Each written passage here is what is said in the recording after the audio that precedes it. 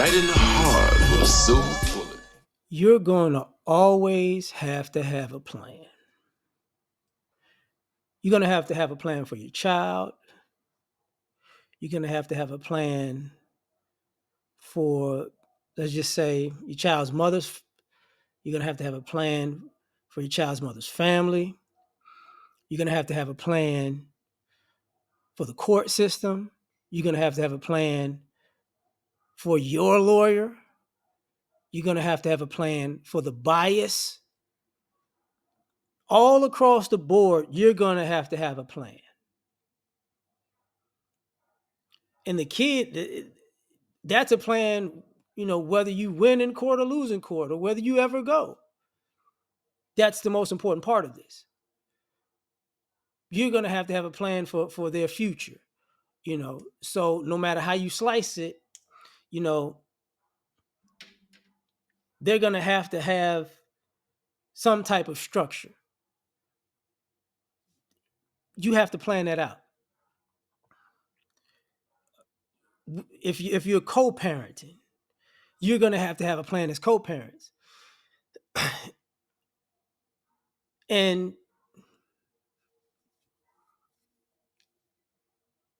how can I say this? You're going to have a plan if the person is on point, and you're going to have a plan if the person isn't. Because you're going to have that backup plan, depending on who you're dealing with. You're going to have a plan with their family because you're going to have to know who you're dealing with, who's coming at you. Like, can I avoid these people? Do I have to interact with these people? You have to know, okay, is this a good time? Is this a bad time? Yeah, you have to have a plan of interacting with people. Some people you can have a conversation with. Some people are picking fights. You gotta have a plan of action to deal with that. If you go into court, you have to have a plan to deal with the whole court system's bias, the whole system. And I'm gonna get into a lot of it in other videos, but you have to have a plan. You have to expect the judge to be biased if you're a man. You have to expect that your lawyer might not actually fully do their job because you're a man versus a woman. Hopefully you get a lawyer that's a bulldog, but you gotta plan that they may just not drop your case, but kind of, just how can I just throw it? Just like, I got you to the finish line and then I just blew it. That happens with a lot of people. You have to have a plan for that. You have to have a plan for your finances. In the court, out of court. You have to have a plan for that. You have to have a plan for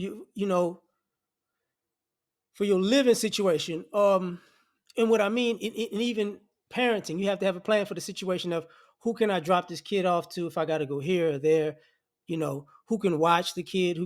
Where can I take them? Where's the doctor? Where's the hospital? Where all of these necessity things? You have to have a plan for all these things. You have to plan for kids to be kids. They're gonna break stuff. They're gonna mess stuff up. They're gonna make silly decisions. You have to think about those things ahead of time. You always have to have a plan. You know, Sometimes, that makes you quick on your feet because you already thought, okay, this could happen, this could happen. It's not a thing where you have to worry about everything, but in a sense, you have to plan for everything because anything can happen, whether it's something small to something major. You have to have a plan about their medical insurance, their dental insurance. You have to have a plan about how, your budget as far as food, shelter, food, clothes. I used to do a thing where I used to buy clothes in the off season. When the kids was young, I would buy them clothes, but then I would buy them a year up. And say in the summertime, sometimes they have the winter clothes up cheaper or on clearance. and I'll go a size up. It saves money. So I had a plan with that. As far as diet goes, I try to introduce my child to a lot of different foods for a nutritious value and just for experience. You have to have a plan to get them accustomed to different things in the world. You have to get them involved in activities. You have to have a plan for that. Like, okay, a budget, this amount, I'm gonna put them in this, I'm gonna put them in that. So they can get experiences. You have to have a plan of action. I remember taking my son to a daycare, and the lady that ran the daycare, she said, your son has a lot of energy. And I was like, okay. So she's like, have him like do his ABCs and do jumping jacks. And I was like, and I'm like, okay, that sounds, I didn't get it. So he liked, his ABCs and numbers at the time. So we got home and I was like, let me see what she's talking about. So he would be jumping A, B, C, D. And it was a way to get the energy out. And he got exhausted. And I used video games as part of the plan. I used to have Xbox 360. And people who know, they have those interactive games where you don't need a controller. You jumping and you're bowling and you're running and all those. So I would, playing dodgeball, that type of stuff. My plan was to, if he has excess energy, we get on the game. He jumps around, he rolls around, he plays, yada yada yada. Always have a plan. Education wise, what I would do was, I forgot the name of these books, but they're on Amazon. They have these little workbooks for all the grades. So let's just say kindergarten. In kindergarten, yeah, I would get a first grade workbook. In third grade, yeah, I would get a fourth grade workbook. So every year I would get a workbook a year up in schooling. So I would always have work in the workbook and studying, do 3-4 pages a day, different subjects. Got to have a plan, because for one, it takes the time away.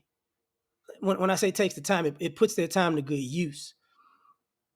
And for two, they're always learning and growing and whatnot. So not as you had to have a plan for the chores. You have to have a plan. And as they age, you add this and you add this, that, and you do more. And sometimes you have to have a plan of interaction. Like, as my kid got older, in high school, he was living with me. And I knew what it was like to be alienated. So I bought him a phone and I was like, look, you could communicate with your mother with no issues, because I had to have a plan of action in the sense of, this house is different from that house, because I didn't do things the way they did things. So make a long story short,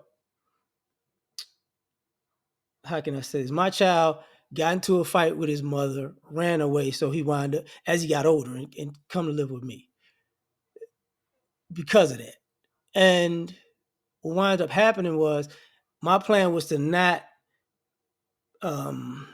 micromanage.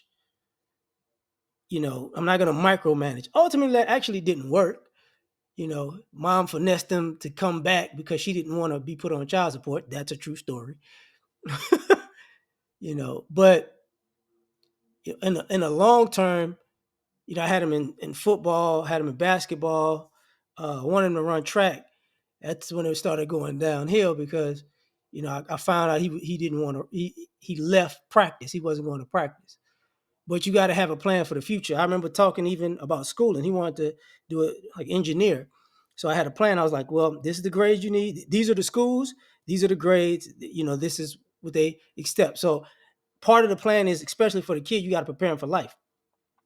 Like, you got to let them know what's ahead of them and why it's ahead of them. In the beginning, actually, all the plans worked out pretty well. But I would say this, even with the plans, you have to plan for people to sabotage the plans too. Because I had to learn that one, where there have been situations where I had a plan and it worked out just fine. And then the other side of the parenting equation would break the whole plan down as soon as they got as soon as they got the child, and then sometimes rebuild it and say and try to say, this is what I did. I took credit for it. But the issue is sometimes people want credit, but they don't keep up the actual work. So it, falters. And sometimes people have their plan is actually to sabotage your plan as a parent. So, and I can say that now, as all this stuff is done with, having a conversation with my child, and he was like, now I realize sometimes my mom doesn't want me to, she sabotages me doing the things I want to do. Because even that sabotage, it doesn't just go to one parent, it goes to the child too. So if you have plans that go positively, that works. But you got to understand, sometimes there are people who plans that go negatively, and that affects them also. So this was an extended one, but I'll get back to you on the next one.